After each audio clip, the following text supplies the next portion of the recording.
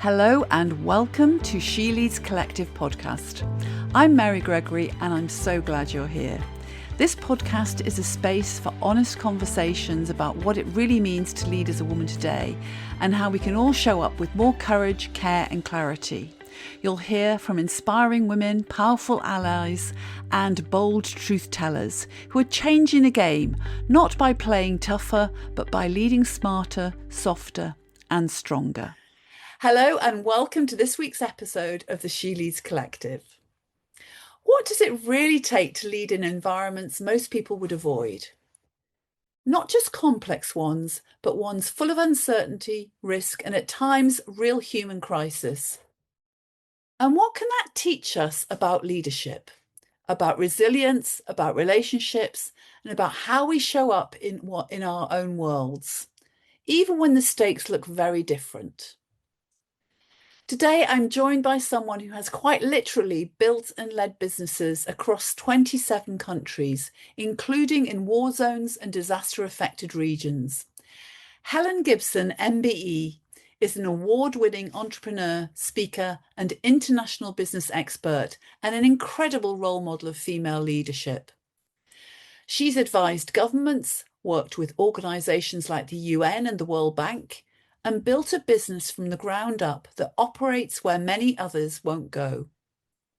But what really stands out about Helen's work is not just the scale of what she's done, it's how she's done it. Her approach is deeply human, rooted in relationships, encouragement, and the belief that how we lead and how we connect is what ultimately drives success. Her best-selling book, Go For Goosebumps, brings this to life through simple but powerful ideas structured around 3 phases: stop, get ready, go.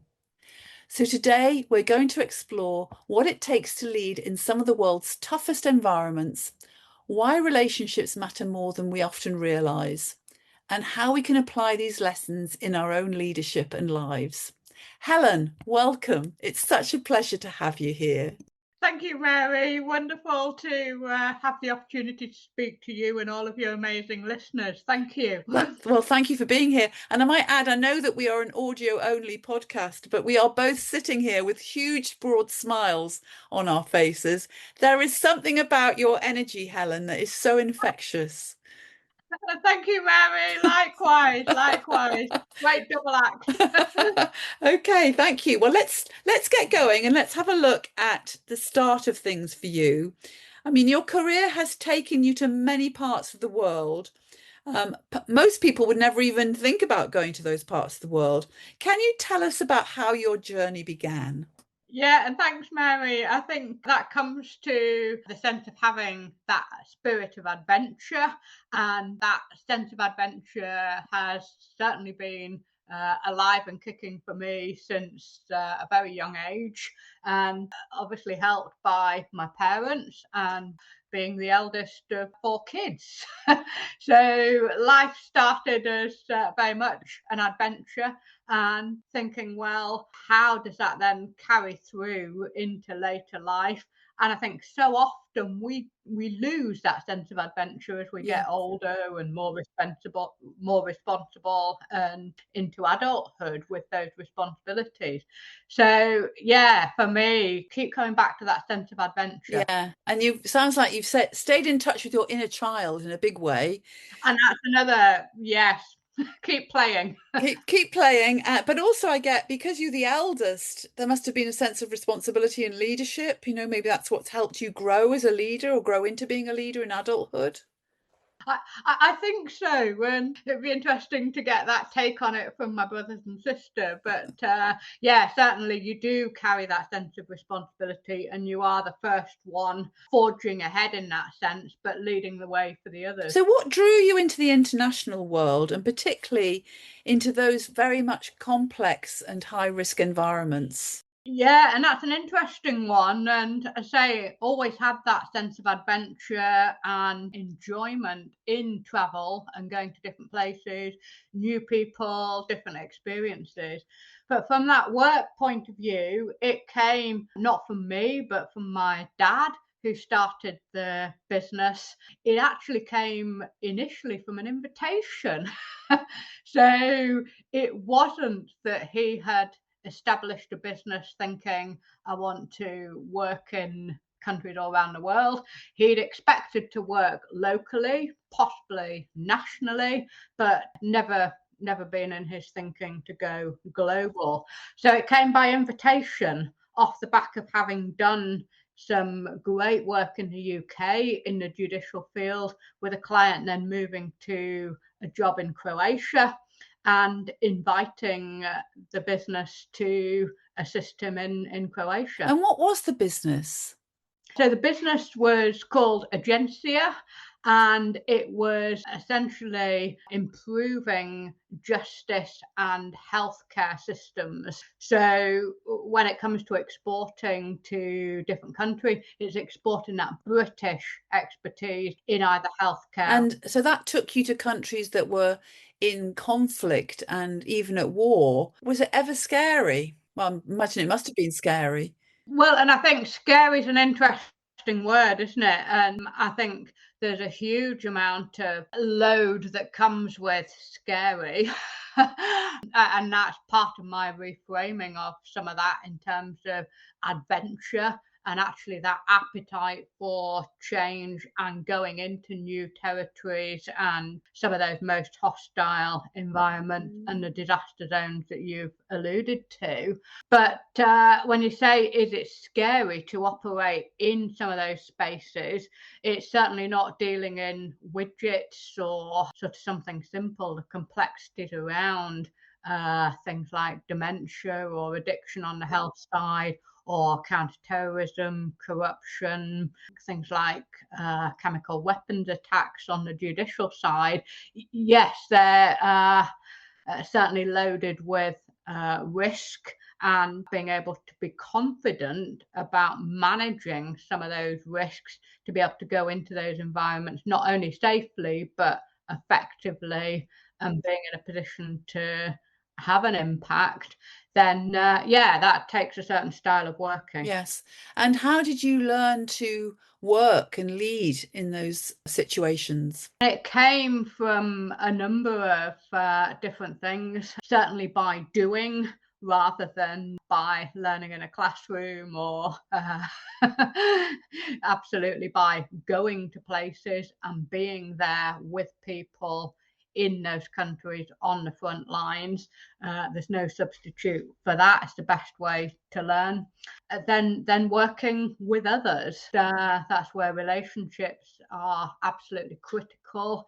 And when you're relating cross-border, cross-culture, cross-time zone, cross-generation, it is that human angle that is, for me, absolutely at the heart of how to get alongside people and work well. Yes, yeah. And so your capacity for building relationships must be quite phenomenal, actually. And I don't know, again, I think you'd have to ask other people that have that experience of relating to me. But that said, it's certainly something that I invest a lot of time in terms of cultivating and nurturing and looking after relationships. Yes. And certainly some of those strongest relationships are where you get people that will go above and beyond for you, and opportunities and invitations that you might not have thought of. And I mean, what I get about your story as well is that you're someone who will just say yes.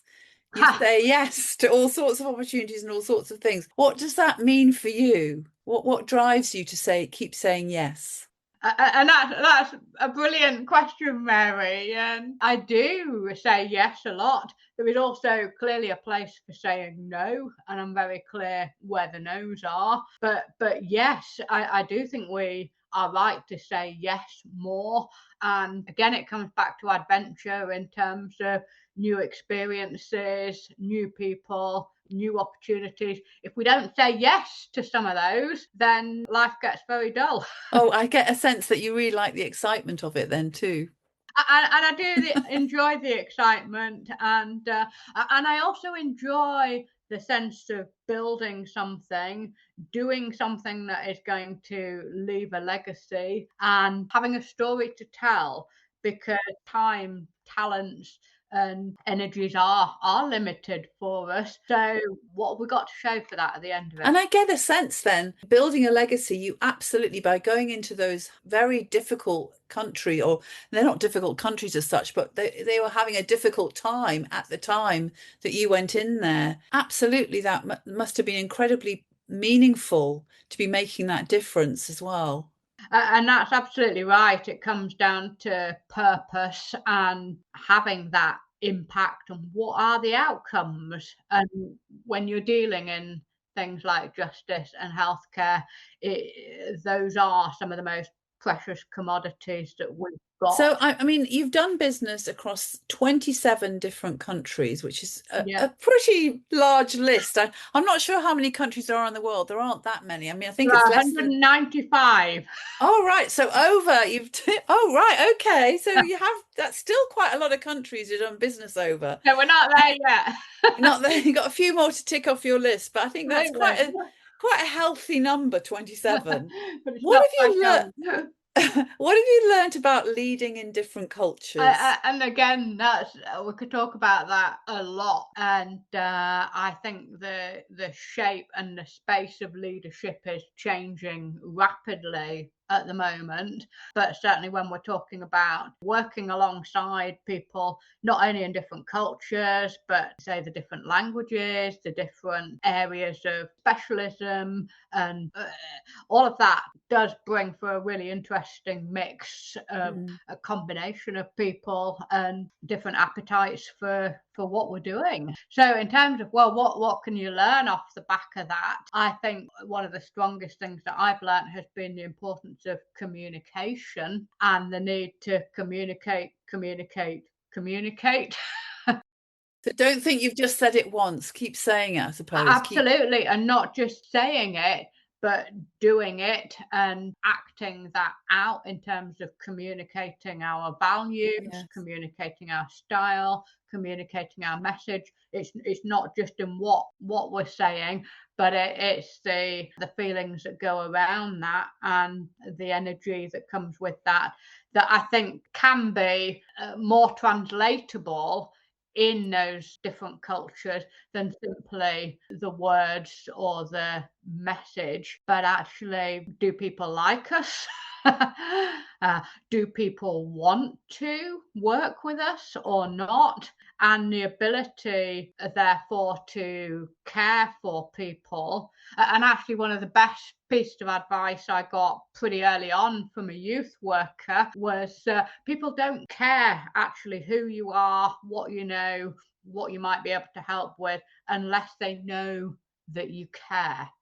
And that always stuck with me, because we're not going in, or certainly I'm never going in by title or by agenda or by expertise or qualifications I've got, anything like that. I'm going in because I care first and foremost. Yes. And I also get letting go of your ego in that as well. That you can't afford to have an ego going into those No, situations. and I think it's a real leveler in terms of caring, and certainly from a health and social care point of view, where a lot of our work that's naturally within that. But if you are, wherever we're meeting people, it's meeting them with care first and foremostly. And if people know that we care about them, you've got a far greater chance of then being able to go a little bit deeper and perhaps introduce yourself, perhaps share your agenda, and perhaps be able to help or do business with somebody. So taking that time to build the relationship, to build the trust, it makes such a difference, is what I'm hearing. Absolutely, yeah. I don't think you can get off the starting blocks if you don't do that. And if you are able to put the spade work in up front, investing in relationships, then it'll pay dividend, not necessarily straight away and overnight, but certainly over the years in terms of generating loyalty and long-term relationships, which are the best for business, then it is investing in relationships. So, can you share a moment or experience that really tested you as a leader when you're in these difficult environments? Yeah, I mean, I've had hundreds of tests and multiple, whether those are sort of personal tests or whether those are more sort of organizational business type tests and challenges.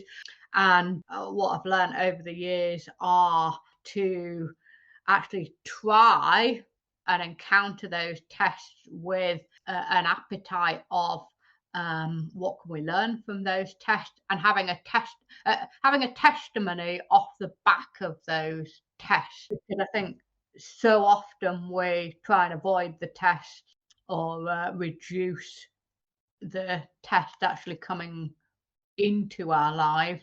But if we can actually meet those with a view of having a testimony off the back of those tests, that give us a better architecture for navigating. But yeah, tests that I've faced on the personal side, particularly coming in off the back of my dad setting up the company and being viewed by others as just being here because she's the boss's daughter, and working my way up and very much having to prove myself. And then into the succession planning that I had with my dad, where he got ill within that 5-year succession plan, and we actually lost him to brain cancer towards the end Oh, I'm at sorry at a to hear very young that. age. So yeah, however experienced and well planned you can be, you don't plan for those kind of tests, or certainly I hadn't planned for that. To that extent, it's how do you work with that and not only navigate some of those most difficult tests, but as I say, be in a position where you can testify off the back of that and be in a position to help others see a way through as well.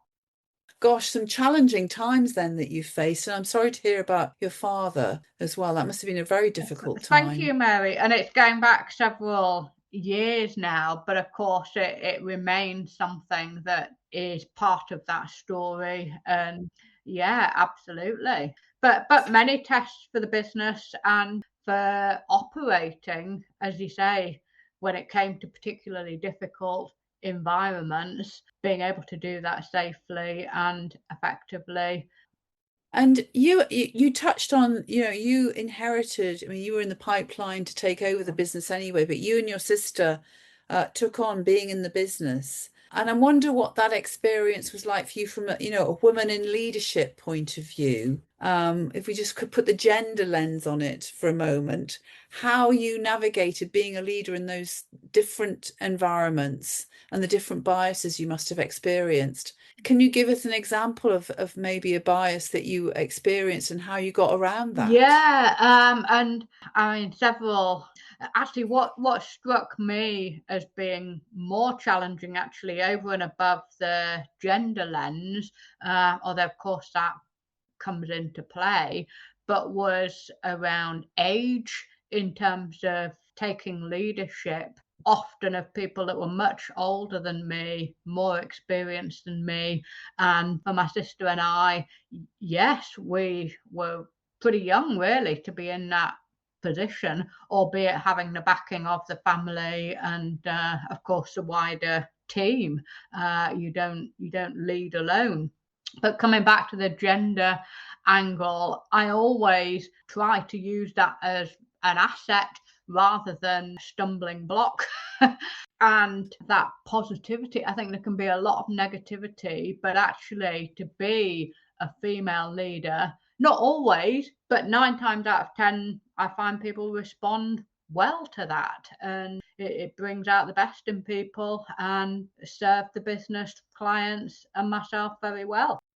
Okay, so you made the most of the fact you were a woman, Yeah, rather than letting it hinder you. Yeah, and personally, I think we've got to do that. And the strengths, we've all got different strengths, talents, skills, but absolutely, and certainly going into some of those environments where there are less women, actually, that is potentially more interesting to people and makes you stand out. And in a crowded operating environment, that is a good selling point. It's a bonus, it's a strength, it's an asset, and it's certainly part of what has made me be able to do what I've done. Okay, well, I want to bring us to your book now. But I have got a copy of it here, Go For Goosebumps. And I want to refer to it because, it's a great book from the point of view, it's one of those books you can dip into. It's not a heavy read in any shape or form. It's a book that really inspires. There's some exercises in it to get you to reflect on. And so I dip into it and I like to think what page do I open at today? And it kind of inspires me or gives me something to think about as I go through my day. But what I really love was that I, as a coach and as a leadership consultant, really value the whole element of relational leadership. That, we can't be leaders, we can't be effective unless we bother with our relationships and we take time to build them and we are good at building our relationships. It's what helps leaders really embed change and take people with them. And I love that one of the first pages I opened, and I'm going to read it out here, was put relationships first. Don't put yourself first. Don't put your work first. Don't put your ambition first. Don't put your money first. Don't put your security first. Don't put your results first. Don't put your success first. Put relationships first, and these will deliver everything else for you. I absolutely love that because you and I are singing from the same hymn sheet. And you mentioned earlier about, going into all these different countries where there was difficult environments, maybe difficult people, dealing with scary situations. The whole focus on relationship helped you navigate all those different situations. So you've shared something about how that's contributed to your success over the years. What else can you tell us about why relationships are so important for you? And thanks so much for picking up on that, Mary. And I love the fact that you dip in and that is particularly speaking to you Yeah. and your style. And I can see that knowing what I know about you. In terms of relationships, and I think so often we don't take the time. So many of us are far too busy, far too transactional, and certainly when we think about the way that things are going in terms of automation, AI, and how some of the human personalized touch is lost out of some of that. For me, relationships are where we get that human connection that is so important, and being able to really personalize things for people is actually increasingly rare now. And yet, when you get a good connection and a good relationship, that is so encouraging and unleashes an enormous amount for us. So, yeah, I think relationships are an art. They are indeed, and you talk about encouragement a lot as well. And in fact, your book, if I say what the essence running through your book is, it's all about encouragement. So tell me more about why encouragement you believe is so important and what the power of it is.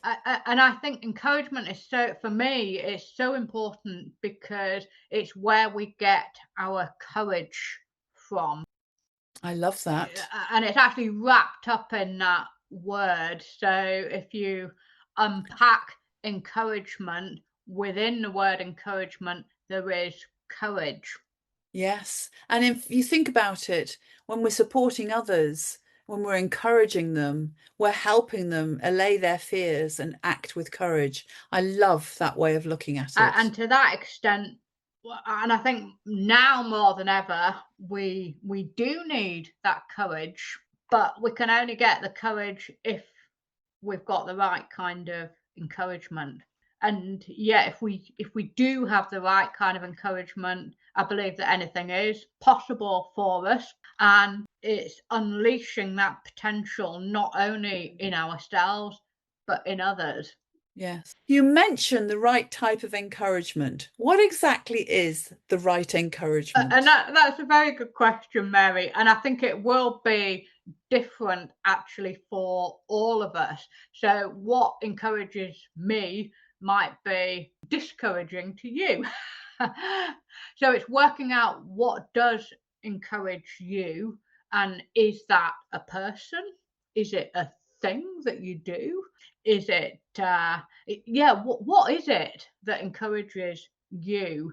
And then to that extent, that is the right kind of encouragement. So Yeah, you've really given me something there, and I hope you've given this to our listeners as well, because what I suddenly think is, so I'm thinking about myself and my partner.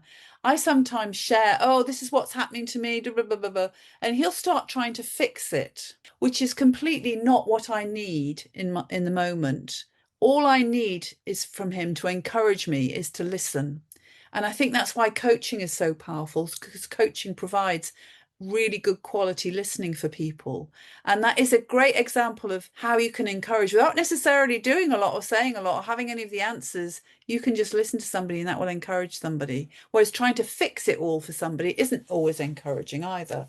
So you've really offered something there for me. Thank you. no, thanks, mate. And you've touched on something that is really, again, important. That actually it is something we can all do, and sometimes it's not actually doing anything apart from showing up and Yeah. being there, and just by having somebody there, that is an encouragement. But then, of course, yeah, there are all sorts of other things we can do to provide the right kind of encouragement to get the best out of people around us.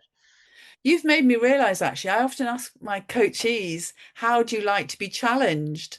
I might start asking them, how do you like to be encouraged as well? I think that's a really good question to ask people. And you're probably aware of the model which comes from the judicial space in terms of, oh, no, because I've just lost it, it's come back to me, restorative justice, and the concept of high challenge but high support as well.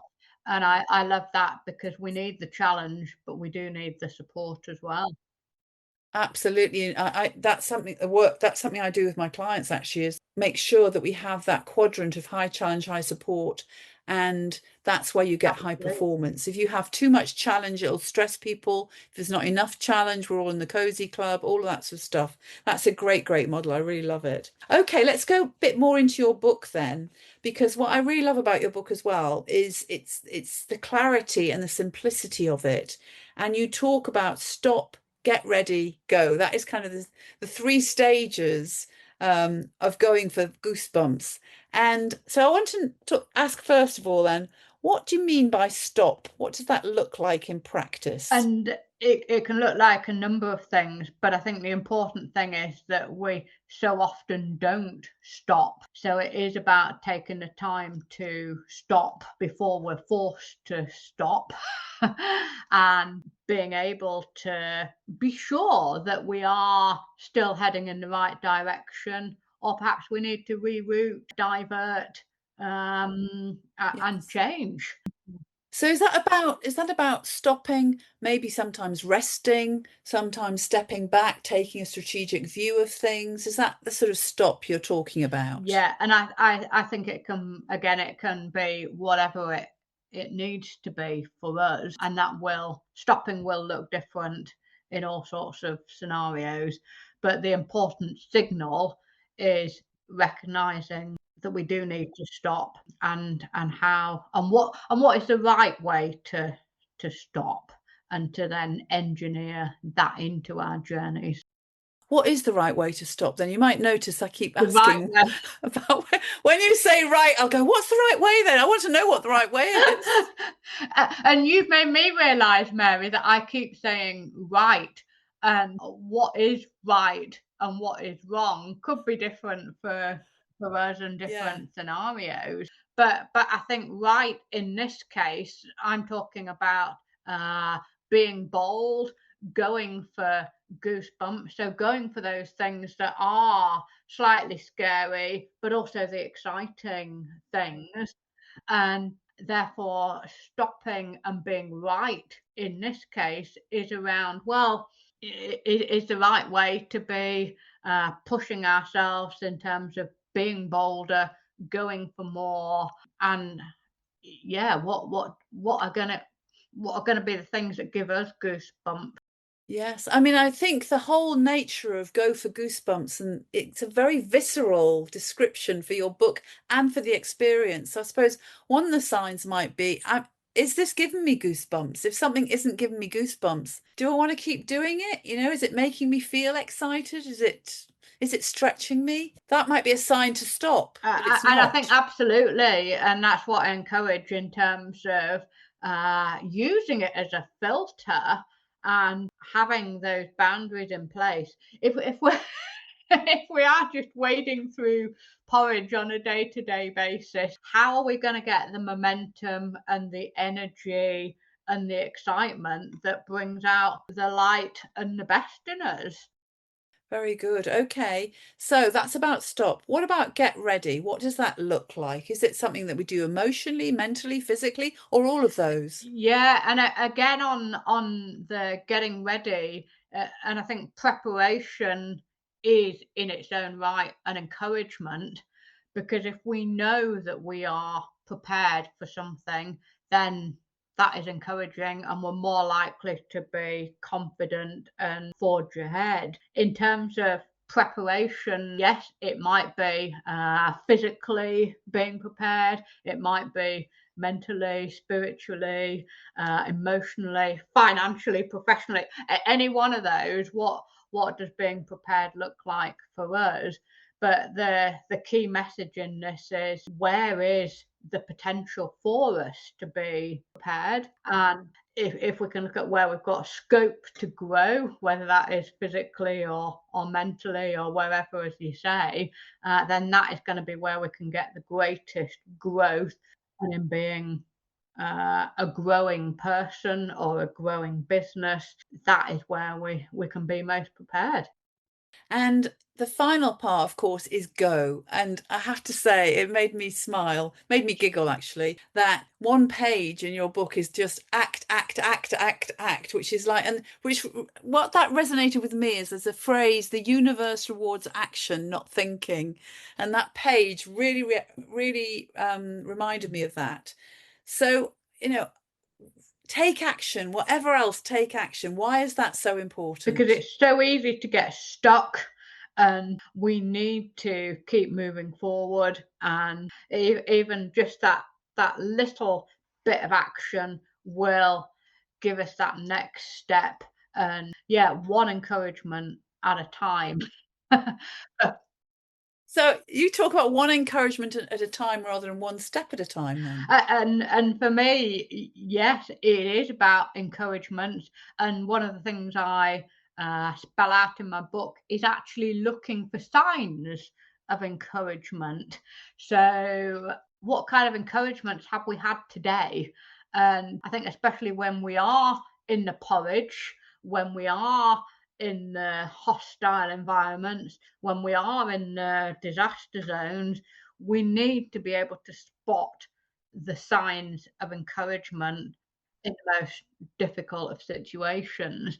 And coming back to going and being ready to accelerate, there is a time to really go and go for goosebumps. And if we're gonna go, let's go for it wholeheartedly, because anything else is a waste of time. But yes, it is about taking action. But that might be just one little encouragement at a time. Yes, yes, it could be.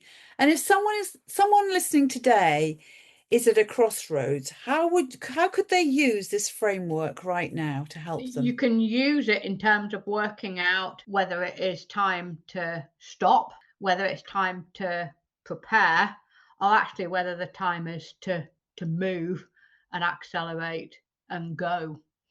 So recognize where you are in the process, really. Absolutely, yeah, yeah. Because if you're feeling blocked in some way, it might be that you just need to have some rest and restore your Yeah, energy. yeah, yeah, yeah, yeah. Or come off the road altogether, or go on a scenic route, a diversion. Absolutely, yeah. Sounds great. So let's move in then to sort of summarizing the conversation we've had, because we've covered so many different areas of this. You mentioned the two key messages that really matter to you, encouraging people to think internationally and the power of encouragement. What would you say to someone who is playing smaller than they could, not even considering the opportunities that might feel familiar to them? Yeah, and I think well, I come at this very much from a global mindset. We are in a very, very small world and all totally interconnected. And to that extent, we can no longer play small or play local. I think we've got to have always one eye on the global, and use that to be globally minded and yeah, very, very open in terms of that outward world view rather than looking inward. And again, I would say this, wouldn't I? Because I come back to adventure again and that desire to explore and to encourage us to think big, because the best adventures and things times that I've had have been within the traveling and within the journeys and within the new territories and destinations.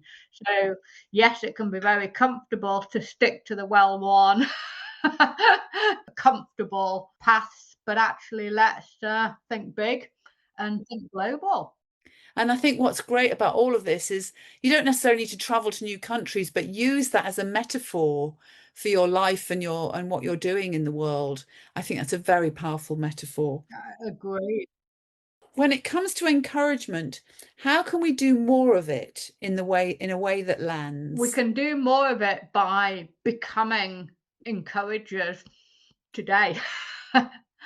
And that can be very simple in terms of just a smile at somebody, a thumbs up, an encouraging word, or it can be taking greater action in terms of actually saying to somebody, have you thought about this? You'd be good at that. Because often it's not until you get that encouragement from somebody that you think, yeah, that is possible. I haven't thought of that, but I could do that. I could go there. And to that extent, and all of us probably remember those people that have been encouraging us and supported us, and what a difference that has made. So let's see who we can do that for today. This is such a refreshing conversation, Helen. I think it's so refreshing because there are so many things going on in the world at the moment that are really discouraging. To be talking about encouragement in this way and how we can be more encouraging of each other, even in simple ways, is it's like a breath of fresh air, is all I can say. It's really great. So, when you look back on everything that you've done so far, what are you most proud Oh, of? wow. That's a difficult question, Mary. Difficult because you've done so much. Oh, no, and yeah, I don't know if I measure things in terms of pride, but I measure things in terms of, well, as I say, the legacy and having made a difference. Yeah, and an easy one. I'm very proud of having got my book out, because that's been something I've wanted to do. Well, not quite since day one, but from a very young age, I've always wanted to write a book. So I am really Yes. pleased to have done that and to be getting it out to the world. Yeah, fantastic achievement. And what continues to give you a sense of energy, to give you those goosebumps? Is doing this and sharing this with other people. So realizing that actually we are having an impact, not only in terms of our work, but just by being here and sharing some of these snippets and being able to speak to people. That is really energizing for me. Helen, there's something really powerful about what you've shared today, that leadership doesn't have to be complicated to be impactful, but it does require courage, it does require connection and a willingness to step forward, even when things might feel uncertain. And it's certainly when you take that courage and you encourage others to take their courage, that to me is what causes the good goosebumps. Absolutely. I think you've nailed it there, Mary. Well done. Love it. I think I've had a good teacher. Thank you so much. That's a brilliant note to end on. Okay, and how can people connect You with can you? connect with me on LinkedIn and also email me if you want to, which is helen@helengibsonmbe.com. And I will add that Helen is incredibly approachable, because the reason you're on my podcast is because I approached you and asked you, but also you were just so open to joining me, because I know that you're a professional speaker and everything. And I was thinking, oh, you won't want to come on my podcast, but I've genuinely joined me today, and it's been really, really wonderful. Thank you, so Mary, much. and thanks for the invitation, and thanks to all the listeners for listening. Brilliant. Thank you. Thank you so much for listening to the She Leads Collective podcast. If this episode resonated with you, follow the show or share it with a friend and leave a quick review below. Or leave us a comment. Change happens through conversation, so let's keep this one going. Listen out for the next episode and join me as we keep lifting the lid on the stories that matter. Take care and keep leading with heart.